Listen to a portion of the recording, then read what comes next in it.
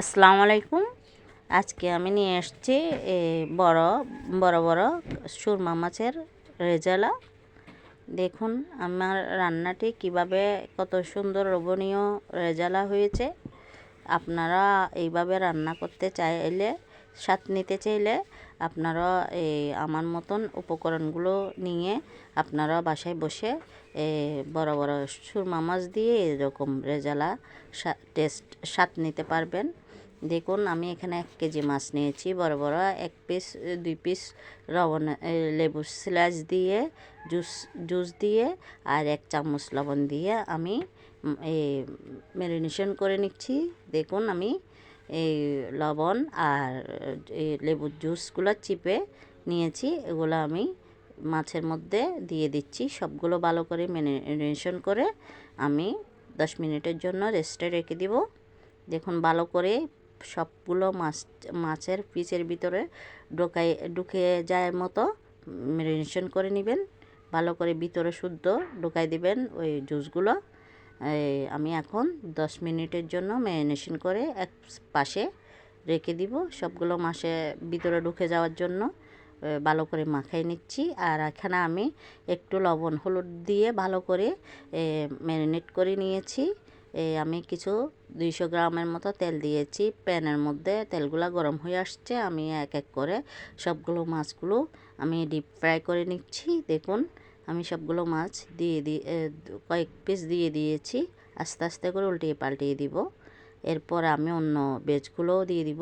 দেখুন আমার তেলগুলো বেশি গরম হয়ে গেছে।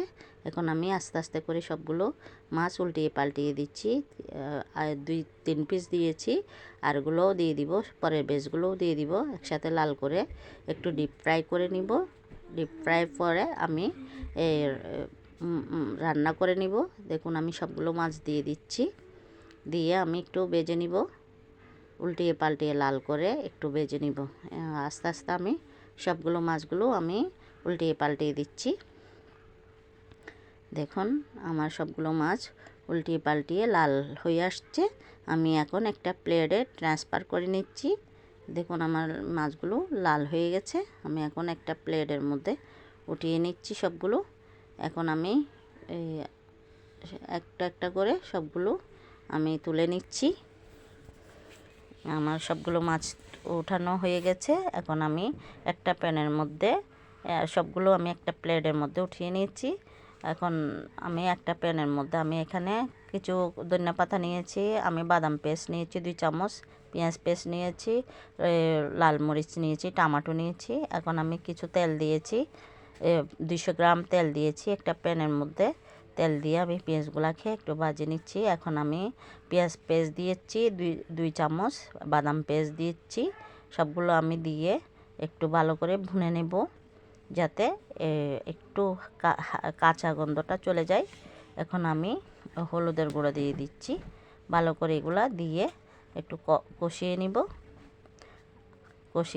ভালো করে কষানো হয়ে গেলে আমি এরপরের টমেটো লাল মরিচগুলো দিয়ে দিব। দেখুন একটু পানি দিয়ে দিব, আমি বাটিটা ধুয়ে পানি দিয়ে আমি একটু কষিয়ে নিব। ভালো করে কষানো হয়ে গেল আমার। তারপরে আমি টমেটোগুলো দিয়ে আর একটু টমেটোগুলো দিয়ে আমি কষিয়ে নিব। একটু নরম হয়ে আসলে টমেটো মাছগুলো দিয়ে সবগুলো আমি আর একটু রান্না করে নিব। 10-15 মিনিট করে রান্না হয়ে আসলে আমি আর একটু উল্টাই পাল্টিয়ে সবগুলো মাছকে জলের সাথে মিক্স করে দিব। মিক্স করে আমি এই রান্নাগুলো আর একটু কিছুক্ষণ আমি কাঁচামরিচ টরিচ দিয়ে আমি রান্না করে নিব 10 মিনিটের জন্য। দেখুন অনেক সুন্দর লোভনীয় হয়েছে আমার মাছটি। এইভাবে রান্না করলে যে কেউ না খাওয়ার মানুষেরও নিমিষে খেয়ে নেবে। বড় ছোট সবারই এরকম রান্নার প্রিয়।